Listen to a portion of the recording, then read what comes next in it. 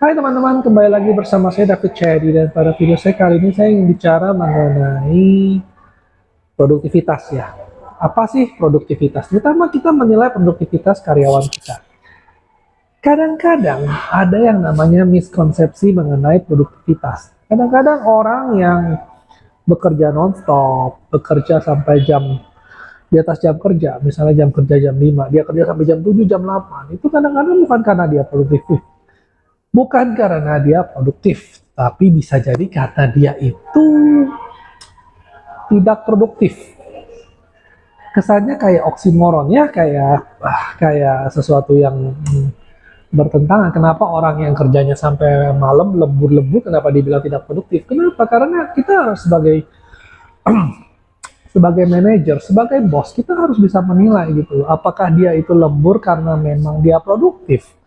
Apakah dia lembur itu karena memang dia lambat dalam mengerjakan tugas-tugasnya. Jadi beda loh antara orang yang produktif dengan orang yang rajin. Saya nggak bilang orang lembur itu males ya, tapi bisa jadi dia itu bukan produktif, tapi dia itu kurang kurang sekatan, kurang produktif justru.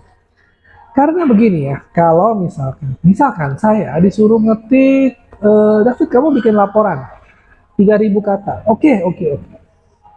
Saya ngetik cepet ya, saya udah bilang saya sering ceritakan saya ngetik cepet. 1 jam kelar. Sedangkan yang itu ngetiknya wah pelan-pelan. Saya nggak bilang saya lebih pintar, tapi saya ngetik lebih cepat dari dia. Mungkin otak kita sama, tapi karena dia ngetiknya lama, jadi pekerja dia seakan-akan membutuhkan waktu yang lama. Kalau dalam hal ini, siapa lebih produktif? Tentu saya, bukan? Output sama, saya menyelesaikan hanya dalam waktu 1 jam, dia butuh waktu sampai 7 jam untuk mengetik 3.000 kata.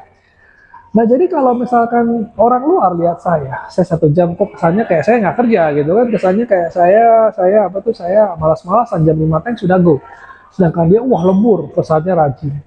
Nah jadi itulah kenapa, karena kita sebagai pemimpin, kita sebagai bos, kita sebagai manajer, kita sebagai mandor, kita sebagai bahkan sebagai orang biasa yang memberikan tugas, misalnya tukang pasang AC, tukang betulin genteng, tukang bangunan segala macam. Kita harus bisa melihat mereka itu lama karena mereka memang bekerjanya lama, atau memang karena mereka itu malas, atau memang karena ya memang itu tadi kurang ahli, kurang terampil. Nah kalau misalkan pekerjaan cepat pun kita tidak boleh semerta-merta bilang itu bagus. Bisa jadi dia juga kerjanya asal-asalan, bisa jadi disuruh A dia kerjanya B, bisa jadi ya. Misalkan suruh bangun rumah, wah depannya kelihatan mewah tapi dalamnya fondasinya ancur-ancuran, asal-asalan. Banyak hal detail yang sebenarnya perlu dirapikan, dia tidak rapikan. Ini contoh saja ya.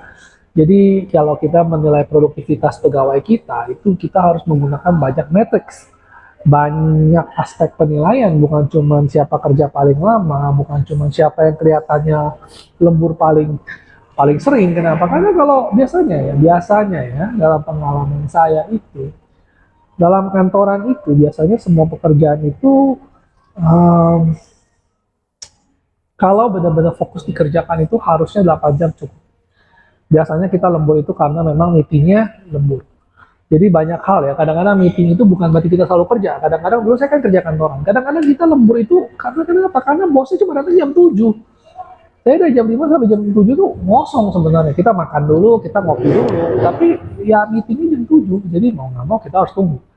Jadi kalau dibilang pegawai kantoran, wah tiap hari kerja sampai jam 7, jam 9, jam 11, itu kadang-kadang, ya bukan kadang-kadang sih, most of the time itu tidak selalu kita mengerjakan sesuatu. Bisa jadi karena memang tuntutan transportasi. Misalnya saya mesti ketemu orang di hotel A, atau mungkin di gedung A, ya dari sini ke sana itu butuh waktu. Saya beres di sini jam 5, saya harus ke sana, itu macet segala macam.